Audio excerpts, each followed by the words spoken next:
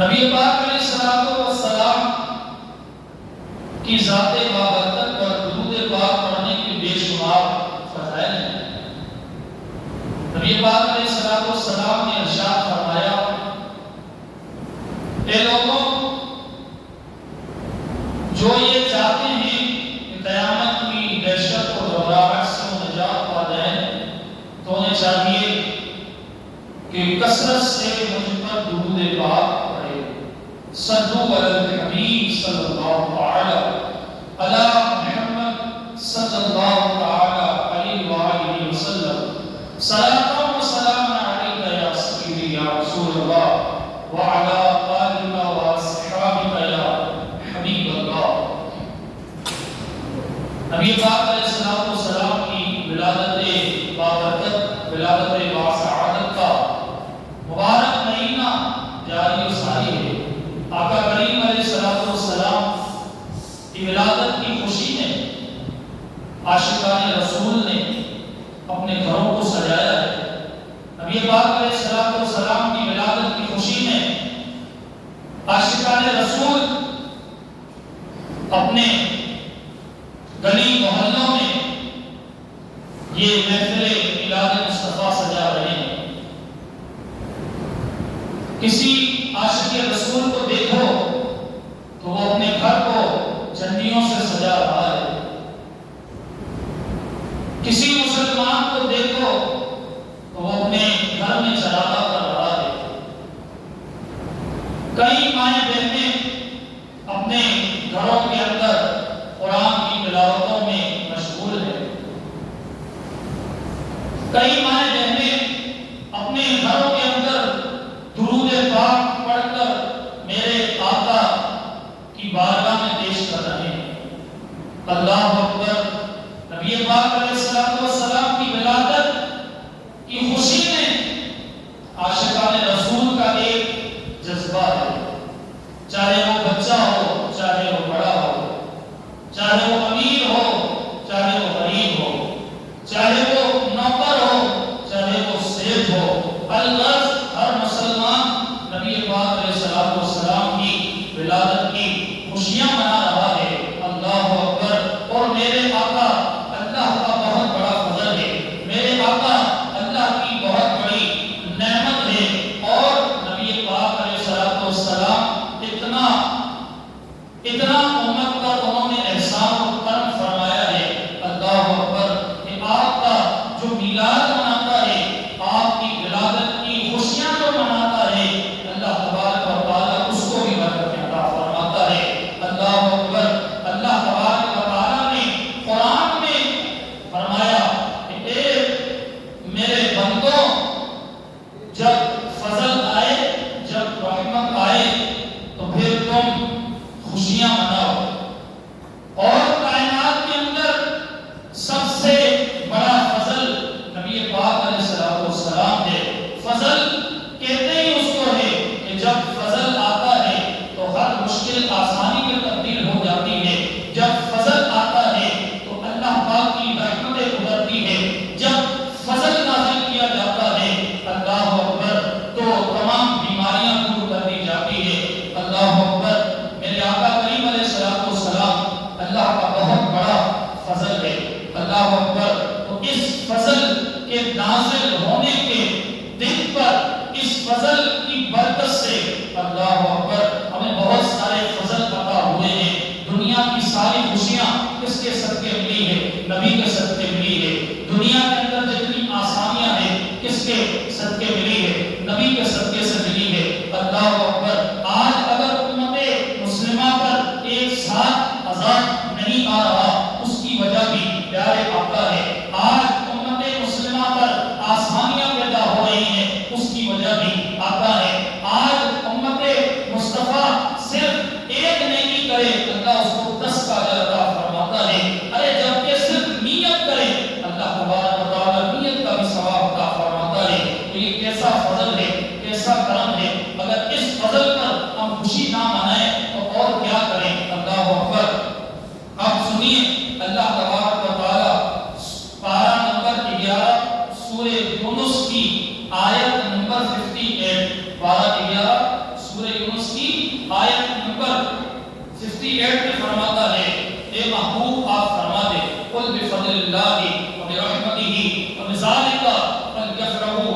خیر مما یجمعون۔ اللہ اکبر۔ اللہ فرماتا ہے محبوب آپ فرما دیجئے کہ اللہ تعالیٰ کے فضل اور اس کی رحمت کے ساتھ چاہیے کہ وہ خوشیاں منائے، اور یہ خوشیاں منانا زیادہ بہتر ہے، یہ خوشیاں منانا زیادہ بہتر ہے۔ اب میں آپ کو ایک بات بتاؤں کہ نبی پاک علیہ الصلوۃ والسلام اللہ کا بہت بڑا فضل ہے، اور اس فضل کی ولادت کی خوشی میں جن مسلمانوں نے، جن عاشقان رسول نے اپنے گھروں کو سجایا ہوا ہے، اپنی گلیوں کو سجایا ہوا ہے، اپنی مسجدوں کو سجایا ہوا ہے، اللہ اکبر۔ اے عاشقان رسول، اے میری ماں بہنوں، تمہیں مبارک ہو۔ اللہ تم سے فرما رہا ہے کہ یہ خوشیاں منانا زیادہ بہتر ہے، یہ خوشیاں منانا زیادہ بہتر ہے، اللہ اکبر۔ اور فرمایا کہ یہ اس سے بھی زیادہ بہتر ہے جو تم جمع کر کے رکھتے ہو۔ تو اب پتہ چلا کہ جب فضل آئے تو پھر خوشی کا اظہار کرو، جب فضل آئے تو خوب صدقہ و خیرات کرو، جب فضل آئے تو پھر یہ نہ دیکھو کہ مال کتنا ہے، بلکہ یہ دیکھو کہ تم فضل پر لگا رہے ہو، اللہ کا شکر ادا کرتے ہو۔ اللہ اکبر، سبحان اللہ۔ اور فرمایا کہ تم جو ہے آقا کی ولادت پر خوشیاں مناؤ۔ اور میں یہاں ایک اور بات عرض کروں کہ کہتے ہیں کہ مثال تیری چہل پہل پر ہزاروں عید ربیع الاول، سوائے ابلیس کے جہاں میں سبھی تو خوشیاں منا رہے ہیں۔ آقا کی ولادت پر جو جس نے سب سے زیادہ ماتم کیا تھا وہ ابلیس تھا، اس کو بڑی پریشانی ہوئی کہ آج وہ آ گیا ہے کہ اب میری بات بھی نہیں مانی جائے گی، جو اس کے ساتھ جڑ جائے گا وہ سیدھا جنت میں پہنچ جائے گا۔ اللہ اکبر۔ علامہ ابو القاسم سہیلی لکھتے ہیں ابلیس ملعون زندگی میں 4 مرتبہ یہ رویا ہے۔ کتنی مرتبہ رویا ہے؟ 4 مرتبہ۔ پہلی مرتبہ جب اس کو ملعون قرار دے دیا گیا، جب اس نے حضرت آدم کو سجدہ نہیں کیا، وہاں پر بھی اس نے نبی کی گستاخی کی، سجدہ نہیں کیا، اور اللہ سے کہنے لگا اے اللہ تو عبادت کے لائق ہے، میں تو تجھے سجدہ کروں گا، میں آدم جو مٹی سے پیدا ہوا ہے میں اسے سجدہ نہیں کروں گا۔ اللہ تعالیٰ نے کہا کہ پھر جا تو مردود ہے، ملعون ہے۔ جب ملعون اور مردود کا لقب اس کو دے دیا، اب وہ رویا اور چلایا۔ یہ پہلی مرتبہ۔ دوسری مرتبہ جب اسے بلندی سے پستی کی طرف دھکیلا گیا، بڑا بلند مقام تھا ابلیس کا، اور بہت زیادہ عبادت گزار تھا۔ روایتوں میں آتا ہے کہ اگر ابلیس کے سجدے زمین پر بچھا دیے جائیں تو کوئی جگہ خالی نہیں رہی، اتنی عبادت کرتا تھا۔ لیکن ہوا کیا کہ لعنتی قرار دے دیا گیا اور اسے بلندی سے پستی کی طرف دھکیل دیا گیا۔ اللہ اکبر۔ اور فرمایا کہ تیسری مرتبہ اس وقت وہ ماتم کرنے لگا۔ کون؟ ابلیس ملعون۔ تیسری مرتبہ اس وقت وہ ماتم کرنے لگا جب سرکار دو عالم علیہ السلام کی ولادت باصعادت ہوئی۔ اب وہ ماتم کرنے لگا، اپنے آپ کو مارنے لگا، پیٹنے لگا، تو سارے چہرے جمع ہو گئے۔ کہا کہ کیا ہو گیا، آپ کیوں رو رہے ہیں؟ تو کہا کہ آج نبی رحمت کی ولادت ہو گئی ہے، آج اس رب العالمین نے رحمت للعالمین کو بھیج دیا ہے۔ اب جو اس کے دامن سے وابستہ ہوگا، جو اس کے ساتھ جڑ جائے گا، اس کی دنیا بھی بہتر ہو جائے گی، اس کی آخرت بھی بہتر ہو جائے گی۔ جو نبی کے ساتھ جڑ جائے گا، مرنے کے بعد اس کا جسم بھی سلامت رہے گا۔ اللہ اکبر۔ اور قیامت والے دن وہ بڑا ہی سرخرو ہوگا۔ کہنے لگا کہ وہ تیسری مرتبہ کب رویا ابلیس؟ کہ جب آقا کریم علیہ السلام کی ولادت ہوئی، اور چوتھی مرتبہ اس وقت رویا کہ جب سورہ فاتحہ نازل ہوئی، سورہ فاتحہ نازل ہوئی۔ تو یہ 4 مرتبہ ابلیس یہ چلا چلا کر رویا، مار پیٹ اور گویا ماتم کرنے لگا۔ اللہ اکبر۔ حضرت علامہ احمد بن زینی لوحلان السیر النبیہ میں رقم درج کرتے ہیں، کہتے ہیں اقرما سے مروی ہے کہ جس روز رسول اللہ علیہ السلام کی ولادت ہوئی تو ابلیس نے دیکھا کہ آسمان سے ستارے گر رہے ہیں، آسمان سے ستارے گر رہے ہیں۔ اس نے اپنے لشکروں کو کہا کہ آج رات وہ پیدا ہوا ہے جو ہمارے نظام کو درم برم کر دے گا۔ یعنی جو ہم نے پہلے عرب کے اندر ایسے بھی لوگ تھے نا کفر اور شرک کے اندر وہ ملبوس تھے، ان کے یہاں ماں کو ماں نہیں سمجھا جاتا تھا، بیٹی کو بیٹی نہیں سمجھا جاتا تھا، باپ بوڑھا اگر ہو جاتا تو پھر اس کے ساتھ وہ ایسا برتاؤ کرتے جیسے غلاموں کے ساتھ کرتے۔ غلاموں کی تو کوئی عزت ہی نہیں تھی۔ الغرض اہل عرب کے اندر لوٹ مار، زنا اور دیگر کام یہ مچائے ہوئے تھے۔ یہ کس کی کارستانی تھی؟ شیطان کی۔ جب حضور علیہ السلام کی ولادت ہوئی تو اس نے اپنے لشکر کو جمع کیا اور کہنے لگا کہ آج وہ پیدا ہو گیا ہے، آج وہ اس دنیا میں آ گیا ہے کہ جو ہمارے نظام کو درم برم کرے گا۔ اللہ اکبر۔ اور کہا، اس نے لشکریوں سے کہا کہ تم اس کے نزدیک جاؤ اور جھوک کر اس کو جنون میں مبتلا کر دو۔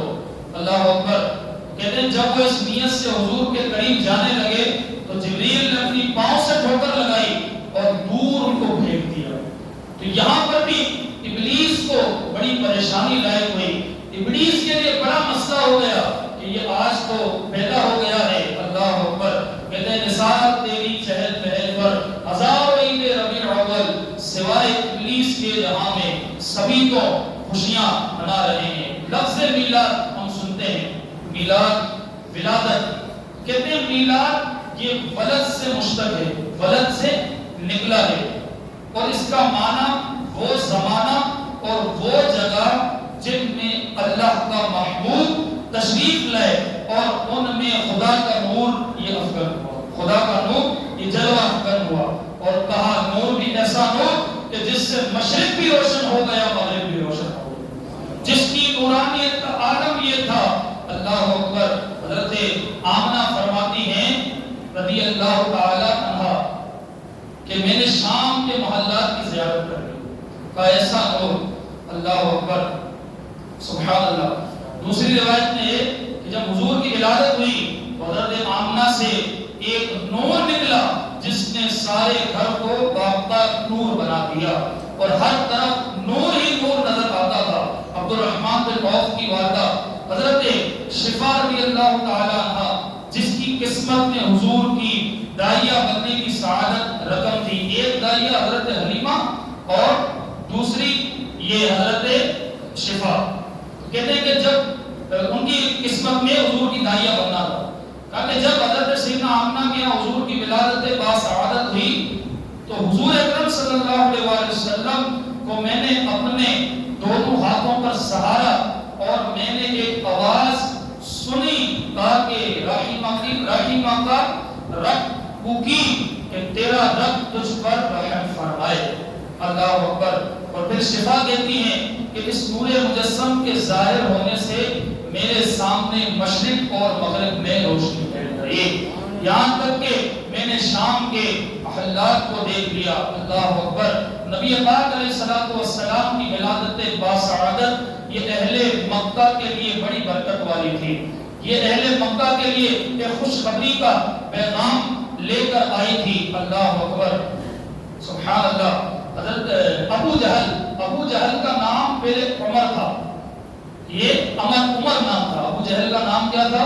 عمر۔ ابو جہل اس کو اس لیے کہتے ہیں کیونکہ وہ اسلام نہیں لایا اور وہ نبی پاک علیہ السلام کے معجزات دیکھنے کے باوجود بھی کفر کے اندر ہی رہا اور اس نے اسلام قبول نہیں کیا۔ ایک موقع پر ابو جہل کہنے لگا اب چاند کے 2 ٹکڑے کرو تو میں ایمان لے آؤں گا، جب چاند کے 2 ٹکڑے ہوئے ایمان نہیں لے آیا۔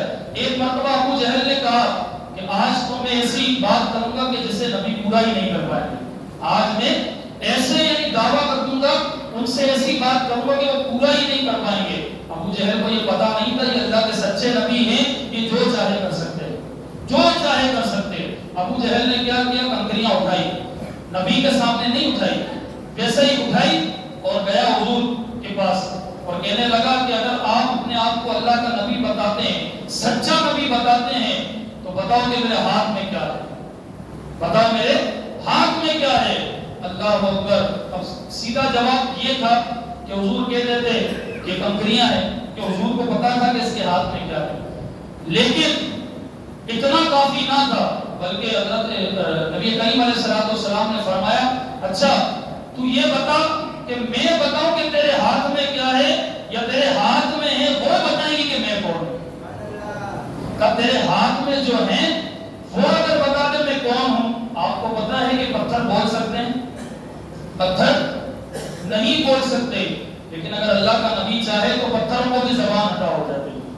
اگر اللہ کا نبی چاہے دیواریں بول سکتی ہیں؟ نہیں بول سکتی. لیکن جب اللہ کے نبی علیہ السلام کسی جگہ سے گزرتے تو در و دیوار سے صلوات و سلام کی آوازیں آیا کرتی تھی، درود پاک کی آوازیں آیا کرتی تھی. حضرت آمنہ رضی اللہ تعالیٰ عنہ فرماتی ہیں کہ جب نبی پاک علیہ السلام میرے بطن اطہر میں تھے نا، تو پہلی بات تو یہ کہ جب حضور علیہ السلام میرے بطن اطہر میں آئے تو میرے سر پر ایک بادل یہ 9 مہینے تک سایہ فکر کرتا رہا، 9 مہینے تک. اور پھر فرمایا کہ میں جس پتھر کے پاس سے گزرتی، جس پہاڑ کے پاس سے گزرتی، تو وہاں سے یا نبی سلام علیکہ کی صدائیں آتی تھی، الصلاۃ والسلام علیکہ یا رسول اللہ کی صدائیں آتی تھی، اور مبارکباد کی صدائیں آتی تھی. میں ادھر ادھر دیکھتی، مجھے کچھ سمجھ میں نہ آتا، لیکن کچھ دنوں کے بعد میں سمجھ گئی کہ یہ جو آوازیں آ رہی ہیں یہ پتھروں سے آ رہی ہیں. یعنی پتھروں کو بھی پتا تھا کہ اب جو آنے والا ہے وہ ایسا ہے کہ جس سے ہمیں بھی عزت ملنے والی ہے، جس سے ہمیں بھی عزت ملنے والی. تو بہرحال ابو جہل کا میں کہہ رہا تھا اس کے ہاتھ میں کنکریاں تھی. تو نبی نے فرمایا کہ اچھا میں یہ بتائیں کہ میں کون ہوں، یا جو تیرے ہاتھ میں ہے وہ بتائے کہ میں کون ہوں. تو جیسے ہی حضور نے یہ کہا فوراً اس کے ہاتھوں سے یہ لا الہ الا اللہ محمد رسول اللہ کی صدا ہے. کنکریوں سے کلمہ پڑھوایا کس نے؟ ہمارے نبی. لیکن یہ معجزہ بھی دیکھ کر وہ ایمان نہیں لایا. ابو جہل ایمان نہیں لایا. تو اس کے بعد جو ہے اس کا نام عمر تھا، لیکن اب چونکہ اتنے سارے معجزات دیکھنے کے باوجود پھر اس کو ابو جہل یعنی جاہلوں کا سردار اس کو بنا دیا گیا. اب اس کا نام بہت کم لوگوں کو پتا ہے کہ اس کا نام عمر تھا. اچھا عمر اس لیے بھی اب نہیں کہتے کیونکہ اللہ نے پھر حضرت عمر سے حضرت عمر فاروق اعظم رضی اللہ تعالیٰ عنہ سے اسلام کو عزت بخش دی. تو اس وجہ سے بھی فرق کرنے کے لیے اس کو کوئی عمر نہیں کہتا بلکہ ابو جہل کہتا ہے. اللہ اکبر. تو بہرحال ابو جہل کو اور اسی طرح دیگر جو لوگ تھے وہ نبی کی ولادت پر یہ بڑے غضبناک تھے. اور جب نبی علیہ السلام نے آغاز تبلیغ دے کہ نبی پاک علیہ السلام ایک تو ہمیں جشن ولادت منانا ہے اور ایک ہمیں مقصد ولادت منانا ہے.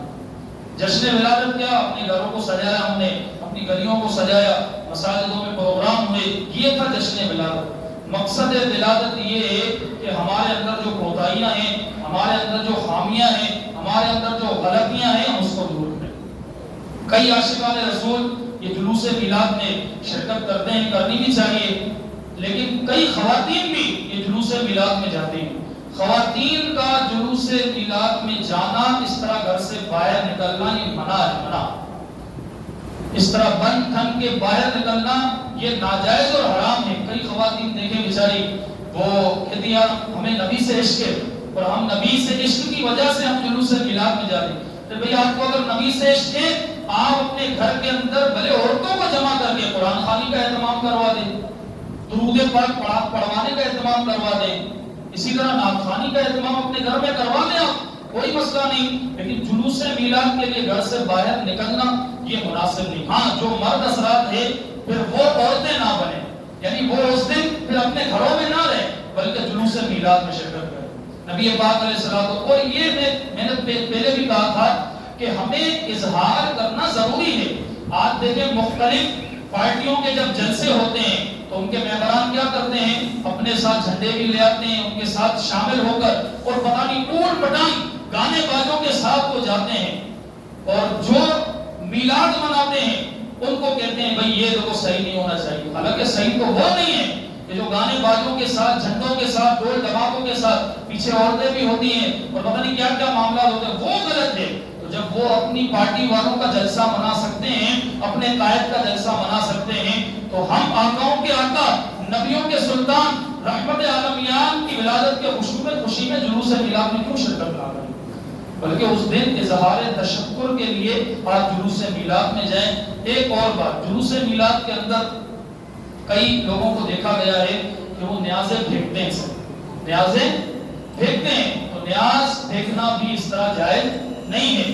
کھانے کا احترام کرنا چاہیے، لنگر کا احترام کرنا چاہیے، کیونکہ اب اس کھانے کو نسبت ہے نا نبی کی ولادت سے ہو گئی، تو اب اس طرح پھینکنا، اچھا یہ سال سے علماء کرام بیان کرتے ہیں، سال سے کہ بھئی عورتیں جلوس میلاد میں شرکت نہیں کر سکتی، نیاز اس طرح پھینک نہیں سکتے۔ اسی طرح جو گانوں کے طرزوں پر نعتیں بجائی جاتی ہے، آج سے تقریباً 15-20 سال پہلے آپ دیکھیں کس طرح کی نعتیں ہوتی ہیں، مطلب ایک بندہ ایسے بیٹھا ہوا ہوتا تھا اور ادب کے ساتھ سامنے مائک ہوتا تھا، ہاتھ جوڑ کے وہ نعت پڑھتا ہوا، جیسے قرآن کی آپ نعتیں سنیں، مثال کے طور پر وہ والی فاصلوں کو تکلف ہم سے اگر، اسی طرح اور جو نعتیں تھی جو پڑھ کے گئے ہیں، ان نعتوں میں اور آج کی نعتوں میں فرق ہے۔ تو اس طرح کی گانوں والی طرزوں پر جو نعتیں ہیں یہ بھی سننا بھی جائز نہیں اور اس کا لگانا بھی جائز نہیں۔ تو اس طرح کی حرکتیں بیچارے وہ کرتے ہیں کہ جن کے پاس علم کم ہوتا ہے، علم کم ہوتا ہے، تو پھر وہ اس طرح کی حرکتیں کرتے ہیں اور اس کو اہمیت نہیں دیتے۔ وہ کہتے ہیں بھائی ہم اپنے نبی سے عشق کا اظہار کر رہے ہیں، یہ نبی سے عشق کا اظہار نہیں ہے۔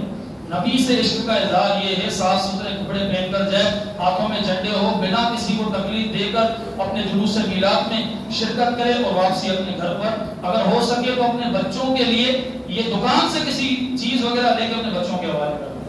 تو اس طرح کے معاملات پر تھوڑا ہمیں غور و فکر کرنا چاہیے۔ اچھا اس کے علاوہ اب یہ ساری چیزیں علماء اس کو منع کرتے ہیں کہ جلوس میں عورتوں کا جانا منع، نیاز پھینکنا حرام، گانوں والی طرزوں پر نعتیں پڑھنا حرام۔ اب یہ ساری چیزیں سال سے میں چھوٹا تھا اس وقت سے میں یہ سنتے ہوئے آ رہا ہوں، لیکن کئی لوگ ایسے وہ پھر اس طرح کی حرکتیں کر کے جلوس میلاد کو بدنام کرتے ہیں، جشن ولادت کو بدنام کرتے ہیں۔ اچھا پھر اس میں ایک اور طبقہ پیدا ہو جاتا ہے، وہ یہ کہتا ہے دیکھو یار یہ غلط ہے، یہاں نہیں جانا چاہیے، یا یہ نیاز پھینکتے ہیں اس لیے ہم نہیں جاتے ہیں۔ تو بھائی اگر یہی سارے کام بالفرض، اچھا نیاز پھینکنا چلو پھینکتا ہے وہ اپنا معاملہ، آپ مجھے بتائیں شادیوں کے اندر کتنے حرام کام ہوتے ہیں، ہوتے نہیں ہوتے؟ بھائی یہاں مسجد کے باہر ٹینٹ لگا کر میں تو کئی مرتبہ سنا ہے کہ گانے بازے چل رہے ہوتے، آپ میں سے کسی نے بھی یہ کہا ہے کہ یار شادیوں میں یہ غلط کام ہوتا ہے شادیوں کو بند کیا جائے؟ آپ میں سے کسی نے سنا ہے ایسا اپنے کانوں سے؟ کبھی نہیں سنا ہوگا، بلکہ یہی کہتے ہیں بھائی ان گانوں کو، ان بازوں کو، جو خرافات کو ختم کیا جائے۔ تو جو چیزیں غلط ہے اس کو ہائی لائٹ کر کے اس چیزوں کو ختم کیا جائے، نہ کہ جو باعث برکت ہے ان کا نام لے کر اس کو ختم کیا جائے۔ الحمدللہ ہم جب جلوس میلاد میں جاتے ہیں، آپ شرکت کریں، اس سال ہمارے ساتھ انفیہ مسجد سے انشاءاللہ روانہ ہوگا، آپ دیکھ لیں ہمارا روٹ بھی بالکل الگ ہوتا ہے، اور جب ہم جاتے ہیں روزے کی حالت میں ہوتے ہیں الحمدللہ مرحبا مصطفیٰ کی صدائیں ہم لگا کر الحمدللہ جاتے ہیں، واپسی بھی الحمدللہ مرحبا مصطفیٰ کی صدا کے ساتھ آتے ہیں۔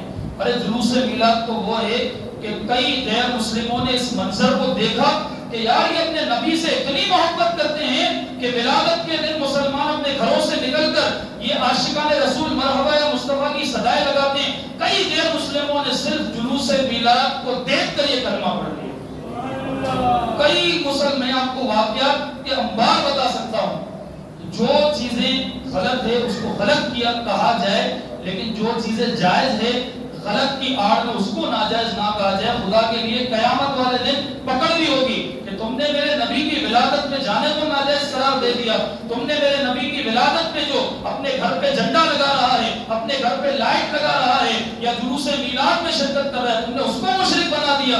اگر کسی نے ایسا کہا قیامت کے دن پھر وہ جانے، اللہ جانے، ہمارا اس سے کوئی واسطہ نہیں۔ اللہ تعالیٰ سے ہم دعا کرتے ہیں ہمیں اپنے نبی کی ولادت صحیح طریقے سے منانے کی توفیق عطا فرمائے۔ ایک آخری بات ذرا میں نعرہ لگا دیتا ہوں، سرکار کی آمد، سردار کی آمد، حضور کی آمد، پیارے کی آمد۔